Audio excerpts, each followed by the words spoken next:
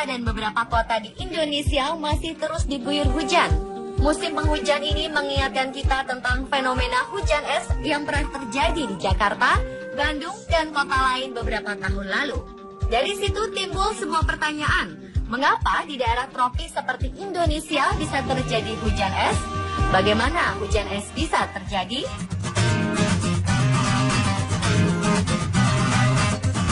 Sebelum membahas lebih dalam tentang fenomena hujan es, ada baiknya kita mengingat kembali bagaimana siklus air yang terjadi di bumi. Siklus air ini membuat jumlah air di muka bumi tidak pernah berubah. Air tidak pernah berkurang di bumi, hanya saja wujudnya selalu berubah-ubah dan terus berputar membentuk siklus. Siklus air terjadi dalam 4 tahap, yaitu tahap evaporasi atau transpirasi, kondensasi, presipitasi, dan koleksi.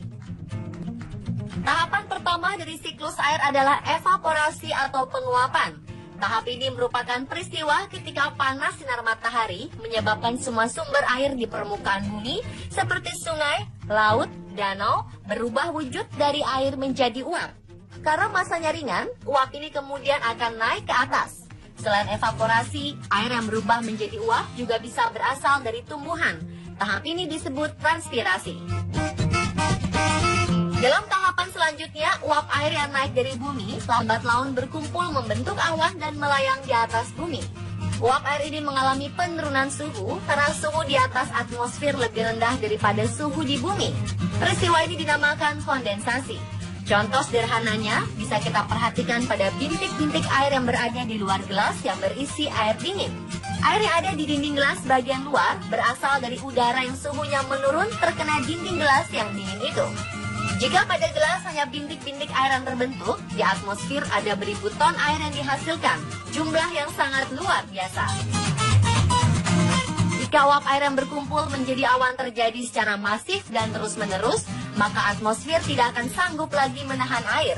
Inilah yang membuat titik-titik air ini jatuh kembali ke permukaan bumi, atau kita kenal dengan nama hujan. Bentuknya bisa berupa air hujan, hujan es, dan hujan salju. Tahapan terakhir adalah air yang jatuh ke bumi tersebut berkumpul di satu tempat menjadi sungai, danau, laut. Jika jatuh di hutan atau daratan, air akan meresap ke tanah menjadi air tanah yang berguna bagi makhluk hidup, termasuk sebagai air minum bagi manusia.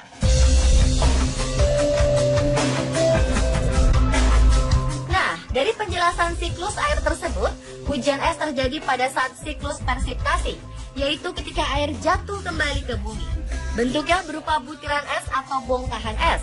Pertanyaannya, mengapa ini bisa terjadi? Mengapa yang jatuh ke bumi bukan dalam bentuk air, melainkan dalam bentuk es?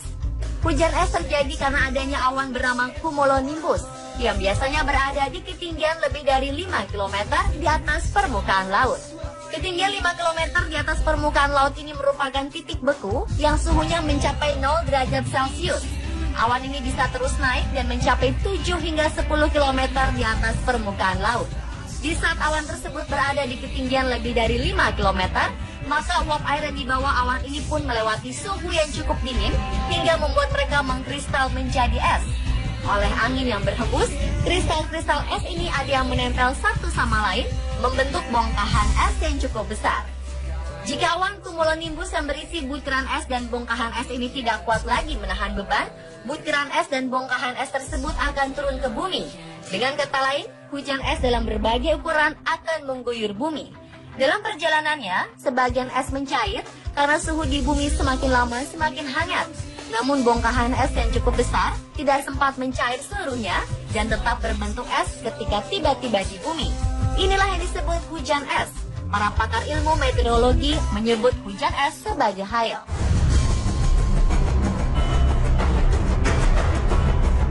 Hujan es ini sebenarnya tidak berbahaya selama butiran yang berjatuhan hanya sebesar kerikil. Tetapi jika hujan es yang turun berukuran besar atau masih berupa bongkahan batu es, tentu saja hal ini bisa berbahaya karena bersifat merusak. Seperti yang terjadi di Kabupaten Agam, Sumatera Barat, Mei 2014 lalu. Hujan es yang menimpa salah satu desa di kabupaten ini mengakibatkan puluhan rumah rusak. Meskipun hujan es yang turun hanya sebesar butiran kerikil, para ahli menyarankan agar kita tidak keluar rumah jika terjadi hujan es. Karena meskipun tidak melukai tubuh, es yang turun itu adalah uap air yang mengandung polutan dan kuman yang tidak terlihat. Jadi lebih baik menghindari hujan es daripada bermain dengan es yang jatuh dari langit. Hujan es kerap terjadi di daerah tropis seperti di Indonesia. Biasanya hujan es berpotensi terjadi pada musim pancaroba karena angin cenderung lemah dan berubah arah. Akibatnya udara yang mengandung uap air terdorong cepat ke atas mencapai daerah yang sangat dingin. Jika angin cukup kencang, hujan es bisa datang bersamaan dengan angin puting beliung. Inilah yang mengakibatkan bencana besar. Bencana hujan es yang terbesar terjadi di Bangladesh pada tahun 1982. Bongkahan es yang turun pada waktu itu bisa mencapai bobot 2 kg. Bencana ini menewaskan 92 orang, ratusan hewan ternak, dan merusak rumah serta kendaraan penduduk.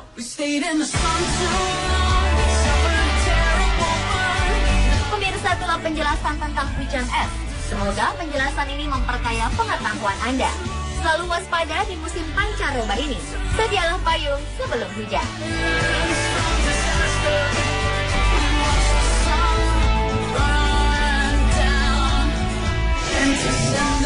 Evaporasi atau penguapan. Tahap ini merupakan peristiwa ketika panas sinar matahari menyebabkan semua sumber air di permukaan bumi seperti sungai, laut, danau berubah wujud dari air menjadi uap. Karena masanya ringan, uap ini kemudian akan naik ke atas. Selain evaporasi, air yang berubah menjadi uap juga bisa berasal dari tumbuhan. Tahap ini disebut transpirasi. Dalam tahapan selanjutnya, uap air yang naik dari bumi lambat laun berkumpul membentuk awan dan melayang di atas bumi. Uap air ini mengalami penurunan suhu karena suhu di atas atmosfer lebih rendah daripada suhu di bumi. Peristiwa ini dinamakan kondensasi. Contoh sederhananya bisa kita perhatikan pada bintik-bintik air yang berada di luar gelas yang berisi air dingin. Air yang ada di dinding gelas bagian luar berasal dari udara yang suhunya menurun terkena dinding gelas yang dingin itu. Jika pada gelas hanya bintik-bintik air yang terbentuk, di atmosfer ada beribu ton air yang dihasilkan, jumlah yang sangat luar biasa.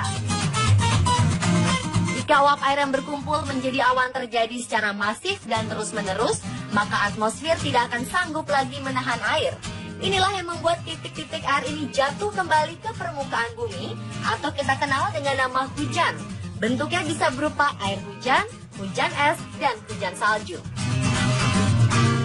Tahapan terakhir adalah air yang jatuh ke bumi tersebut berkumpul. Uap air ini mengalami penurunan suhu karena suhu di atas atmosfer lebih rendah daripada suhu di bumi. Peristiwa ini dinamakan kondensasi. Contoh sederhananya bisa kita perhatikan pada bintik-bintik air yang berada di luar gelas yang berisi air dingin. Air yang ada di dinding gelas bagian luar berasal dari udara yang suhunya menurun terkena dinding gelas yang dingin itu. Jika pada gelas hanya bintik-bintik air yang terbentuk, di atmosfer ada beribu ton air yang dihasilkan, jumlah yang sangat luar biasa. Jika uap air yang berkumpul menjadi awan terjadi secara masif dan terus-menerus, maka atmosfer tidak akan sanggup lagi menahan air. Inilah yang membuat titik-titik air ini jatuh kembali ke permukaan bumi, atau kita kenal dengan nama hujan. Bentuknya bisa berupa air hujan, hujan es, dan hujan salju. Tahapan terakhir adalah air yang jatuh ke bumi tersebut berkumpul di satu tempat menjadi sungai, danau, laut. Jika jatuh di hutan atau daratan, air akan meresap ke tanah menjadi air tanah yang berguna bagi makhluk hidup, termasuk sebagai air minum bagi manusia.